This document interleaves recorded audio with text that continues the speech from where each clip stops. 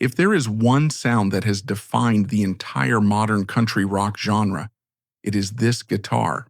It is a lightning-fast virtuoso swing that is embedded in the DNA of legendary bands, like the Eagles, and countless others who have followed in his footsteps. How is it that the man who invented that sound, the quiet genius behind it all, is a name most people have never heard of? His name is Clarence White. In an age of flashy rock stars and giant egos, he was a ghost. He was the secret weapon of the legendary band, the Byrds. He was the architect who drew up the blueprint for a new musical genre. But he chose to stay out of the spotlight. How could someone so influential remain so invisible? This is the story of a quiet genius, a man whose sound is everywhere, but whose name is one of rock and roll's greatest secrets. To understand the genius of Clarence White, you have to understand the two very different but intersecting musical worlds that he came to master. The first was the world of the great American folk and bluegrass revival of the early 1960s. This was a time when young people, tired of the slick manufactured pop music of the day, were looking for something real, something authentic. They found it in the raw acoustic music of the American heartland. It was a world of wooden instruments, of virtuosic skill, and of songs that told honest stories about life, love, and loss.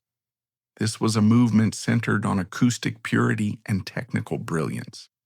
Musicians like Doc Watson were elevating the acoustic guitar to a lead instrument of dazzling complexity.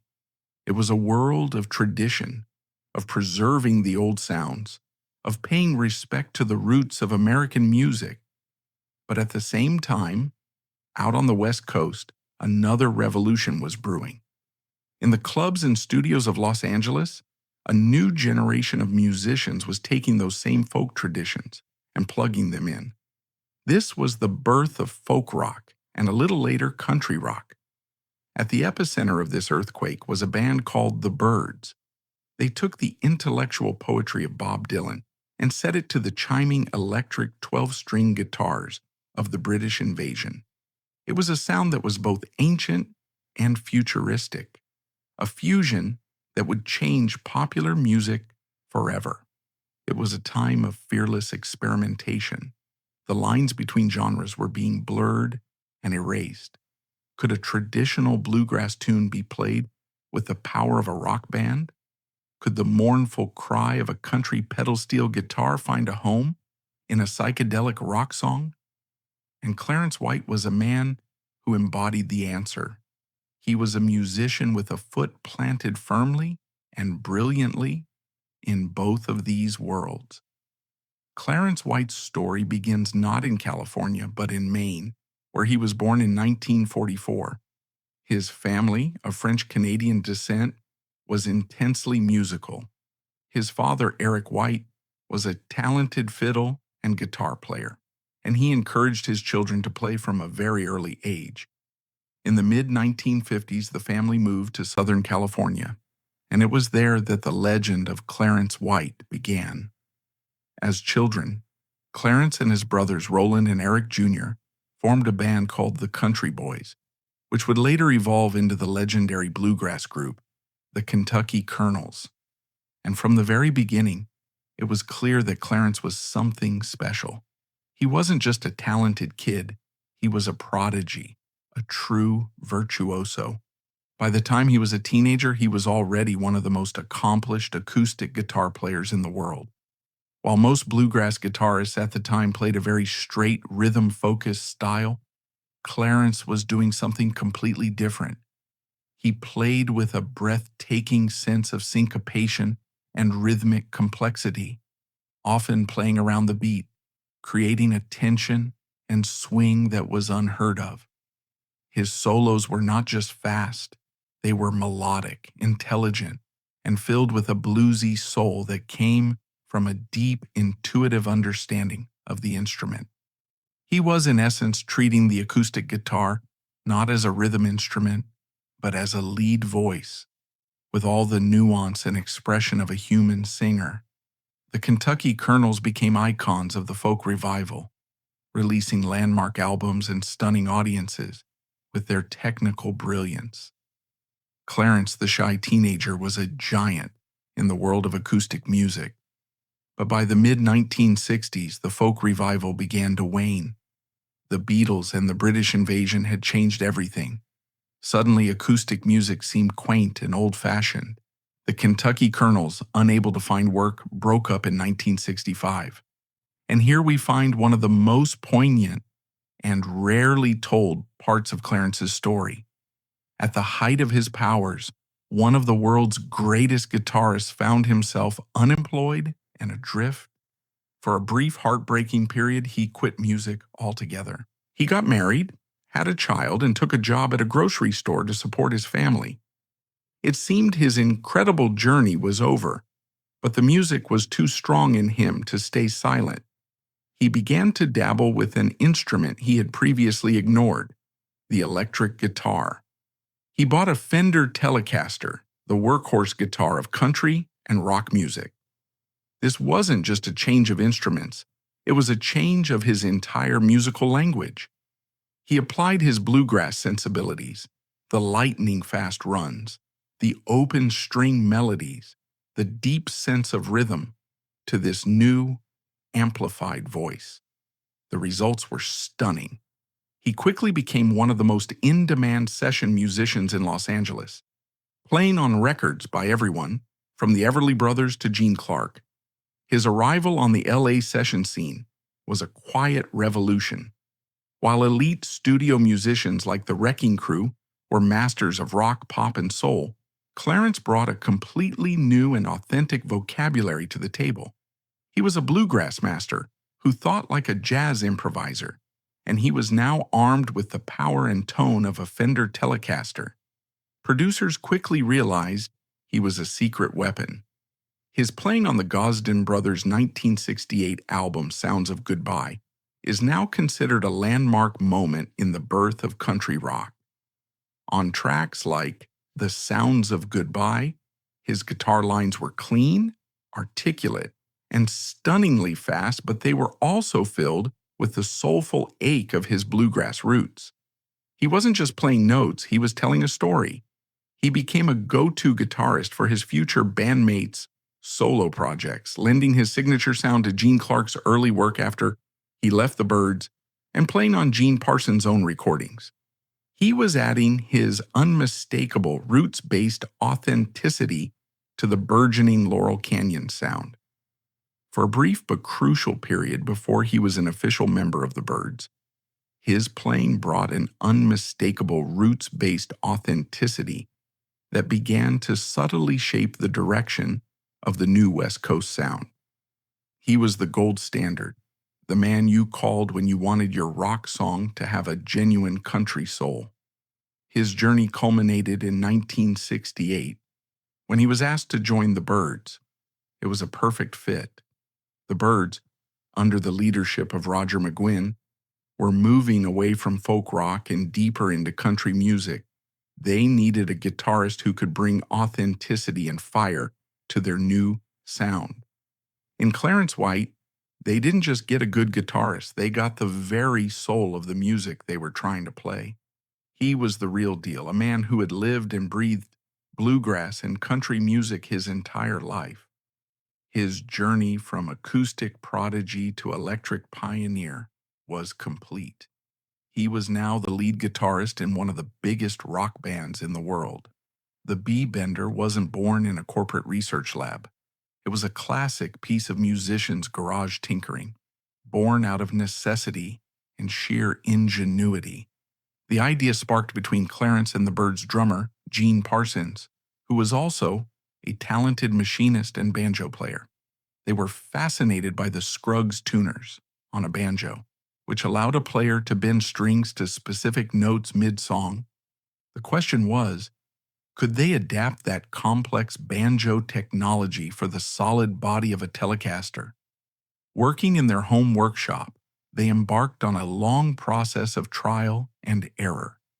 They took apart Parsons' banjo, studied the mechanics, and designed a complex system of levers, springs, and rods that would fit inside the guitar. It was a true collaboration. Parsons had the mechanical know-how, and Clarence had the musical ear, telling him when the bend sounded right, when it felt natural. The result of their tireless work was the Parsons/White string bender, a revolutionary device that was both mechanically complex and elegantly simple to use.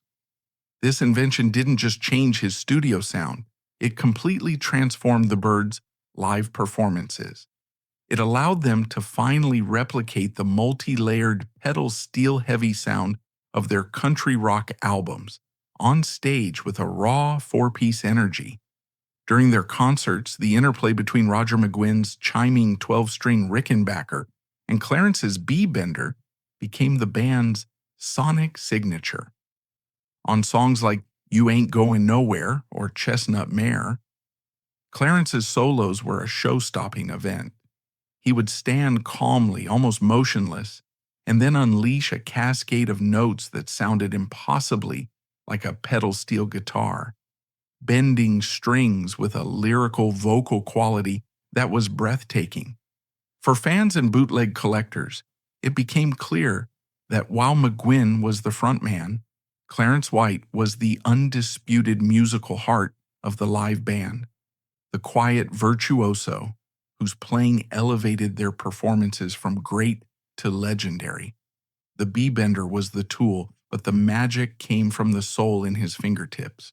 That night, July 14, 1973, the air in Palmdale, California, was thick with the desert heat, typical of the Antelope Valley region, where temperatures often lingered in the high 80s, even after sunset, creating a dry, oppressive atmosphere that amplified the exhaustion following a live performance.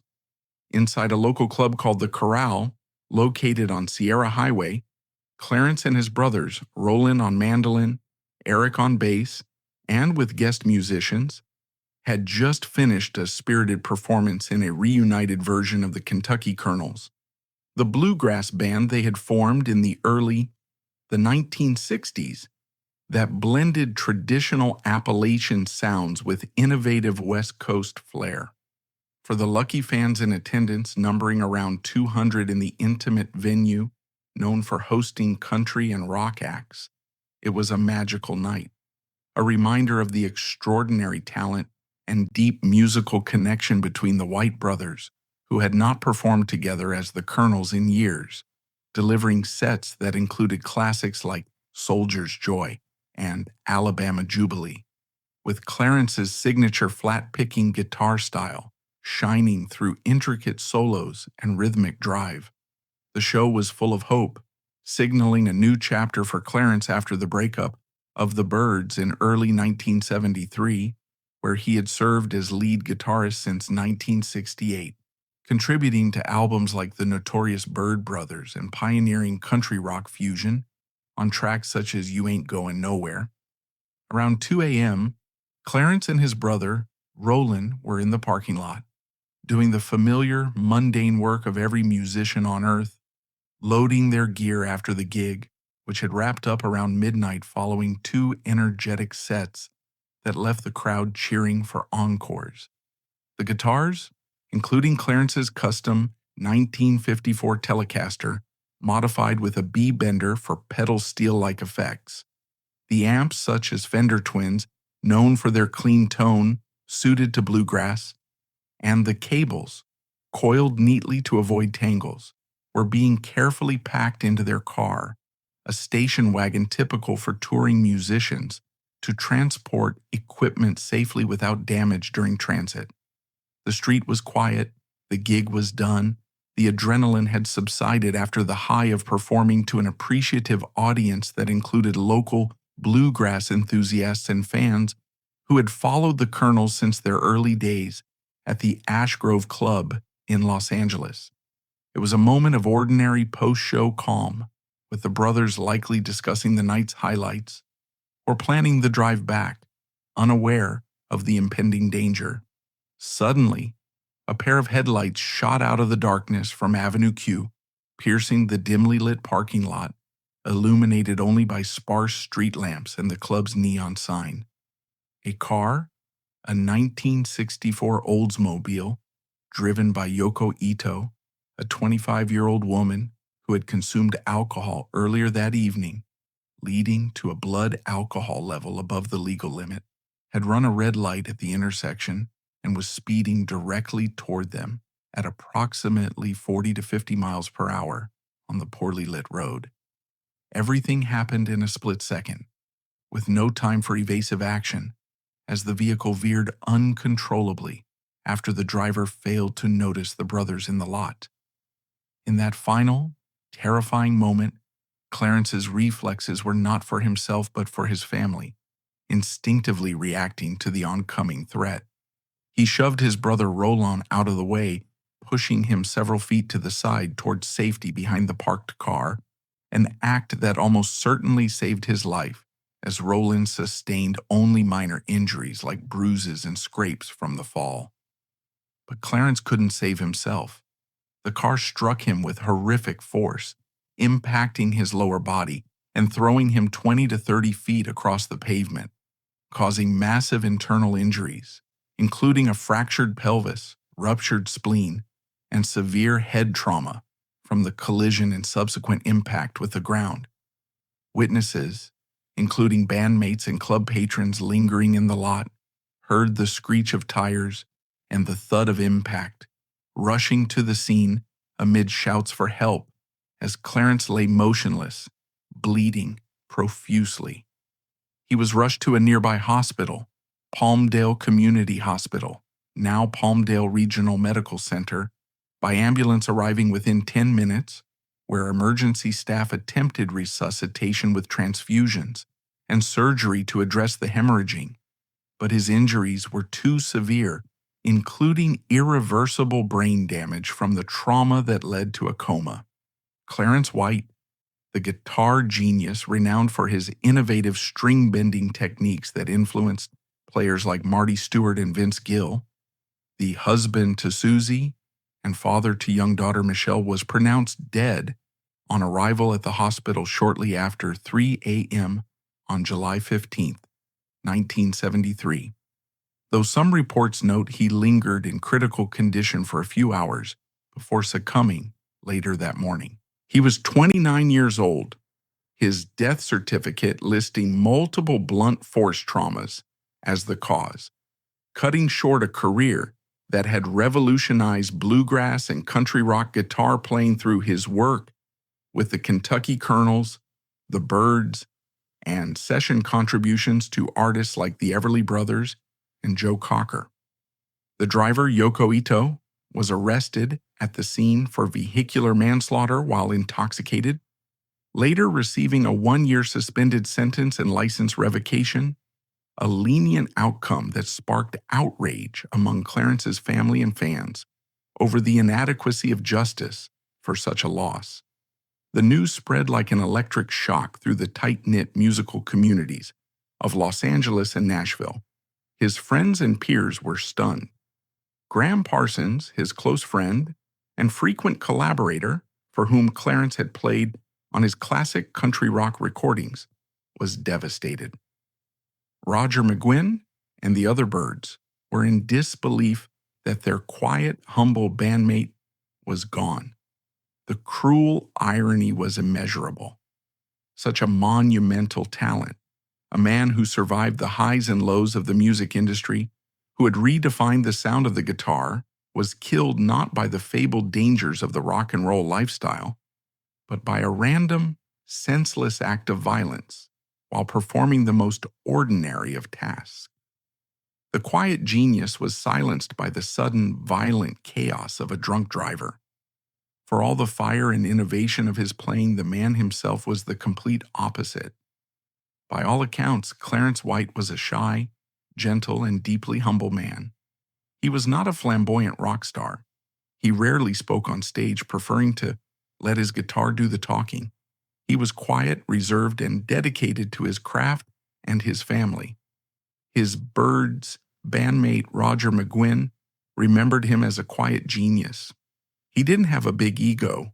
He was just a monster guitar player Others who played with him described a man who was generous with his talent, always looking to serve the song rather than show off. His explosive, revolutionary playing came from a place of deep, quiet focus. The beautiful contradiction of his life was the contrast between the quiet man and the revolutionary music he made. He wasn't chasing fame or rock and roll glory.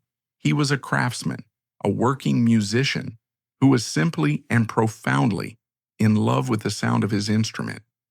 He was a family man, devoted to his wife and two young children.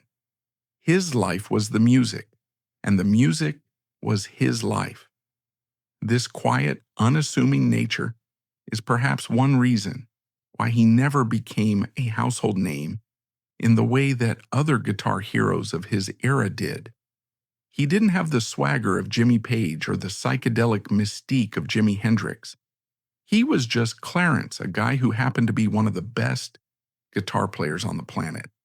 For those who knew him and for the generations of musicians who would study his work, his quiet humility only added to his legendary status. The story of Clarence White is remarkably free of the scandals and controversies that often define the lives of rock stars. The debates surrounding his career are purely musical and historical ones. The first was the quiet backlash from the bluegrass purist community when he first plugged in. In the early 1960s, the folk revival was a movement with very strict, unwritten rules. Authenticity was everything, and for many, the electric guitar was seen as a commercial, inauthentic instrument. When Clarence the acoustic prodigy strapped on a Telecaster, some in the bluegrass world saw it as a betrayal. This was the same Judas accusation that was leveled at Bob Dylan when he went electric at the Newport Folk Festival. It was a classic battle between tradition and innovation, and Clarence, as always, was on the side of pushing the music forward. The other historical debate revolves around the later years of the Byrds. The lineup that featured Clarence White was a formidable live band, perhaps the most musically proficient version of the Byrds ever. However, they never achieved the same level of chart success as the original lineup. By the early 1970s, the musical landscape had changed. Some critics and fans at the time saw them as a band past their commercial prime. History, however, has proven that this later version of the Byrds was one of the most important and influential bands of the era. Their fusion of rock, country, and bluegrass on albums like was groundbreaking. They were the pioneers of what would later be called country rock and Americana. While they may not have been selling as many records, their music from this period became a crucial touchstone for the burgeoning country rock movement. The debate over their commercial success is irrelevant. Their artistic influence is undeniable, and Clarence White was the heart and soul of that sound. The consequences of Clarence White's brief but brilliant career are immense and are still being felt today. His significance can be broken down into two key areas: his influence and his innovation. His most tangible legacy is the B-bender guitar. What began as a custom-made device for one man has become a standard tool for country and rock guitarists around the world. Artists like Marty Stewart, a devoted disciple, have made the B-bender a central part of their sound. Albert Lee, another guitar legend, took Clarence's style and brought it to a new level of technical brilliance. Even rock gods like Jimmy Page of Led Zeppelin installed a B-bender on his famous Telecaster to replicate those country-style bends. The sound that Clarence invented is now a fundamental part of the electric guitar's vocabulary. This ultimately is his greatest historical importance. He was the bridge. He was the first to prove on a major world stage that the technical virtuosity of bluegrass could be fused with the power and attitude of rock and roll. He essentially created the archetype of the modern country rock guitarist. Every time you hear a rock guitarist play a lightning-fast country-inflected solo, you are hearing the legacy of Clarence White.